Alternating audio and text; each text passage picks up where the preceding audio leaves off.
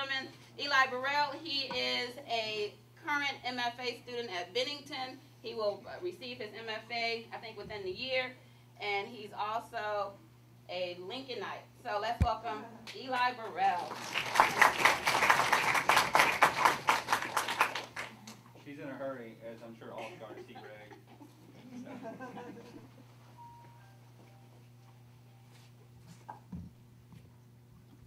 Just want to thank the reading series for inviting me to read tonight. It's a real honor to read with Angie and with Bob. And it's a real honor to read in front of Greg, who is a good friend and my mentor. He's always so giving in his teaching, just of his time, and also monetarily. In fact, tonight, for all the books that you buy, each copy, Greg is going to give us each $5 from the profit, Angie and Bob and I. So thank you, Greg. Thank you so much.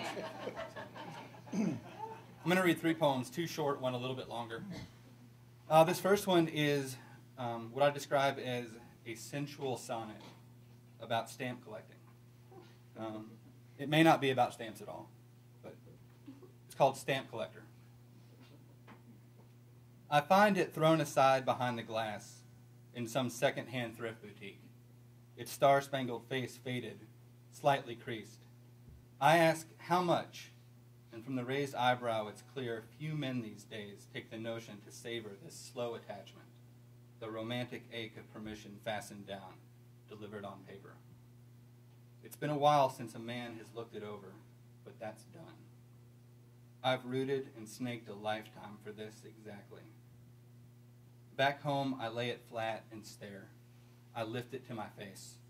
It once felt the quick thrill on the tip of some guy's tongue, a forgotten lick, his lousy luck. Years peel the shade of his breath from its mucilage. Bob brought a daddy poem tonight, and so did I. This is my daddy poem. It's called Ruts. He drove across the alfalfa field out back when he left Mom and me. We didn't have a driveway to speak of, and he dug ruts since it had poured 3 days straight. The creek rose and drank its own banks. Hail rained war on the tin roof. And not once did Daddy's lights hug their way back over the hill, through the window, reflect in the mirror above my toy box. This next one is kind of a sequence of sonnets that it's about a junkie that lived down the road from me when I was a little boy, and all the boys on my street were kind of frightened, with reason, of this guy. It's called Caught and Released.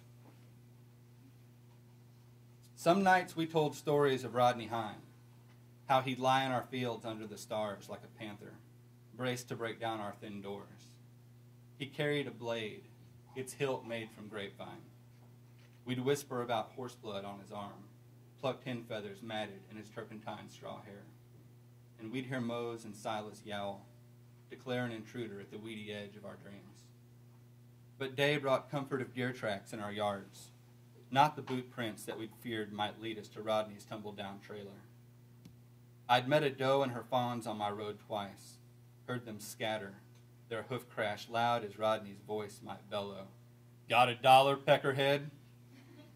Us boys slunk across the holler once to catch an eyeful of his trailer home. Up close, we heard his low, drunk growl become a gurgle, watched through his window in a trance as he quaked, lit a bent-handle spoon and lanced his arm, eyes rolling back like the fog on our pond at sunup. Didn't notice the room had set fire right off, and we watched the flames dance. At first we walked slow through cockleburs, high grass creek splash, fell down from the sudden bolt of startled deer stomps over the damp leaves, chased white flashing tails home to sharp hounds' cries, heard his footsteps behind us. The wind brought smoke and his yelps, the glow of fire above the trees. Rodney teetered toward our front door, chest bare as a wrestler's, rifle tugged by a strap in the dirt. He pounded, Jesus, help me! My house done burnt! Daddy said, sleep it off. I heaved up prayer.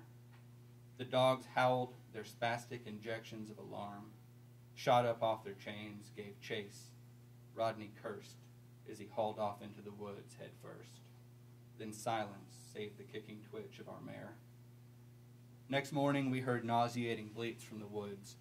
Mose had cornered one of the fawns in the brush and gnawed a hind leg almost in two. It bled all over his maw, his needle teeth. I grabbed a branch, clubbed until breath was done. Rodney, found in a ditch off Wren Road, blue. And now,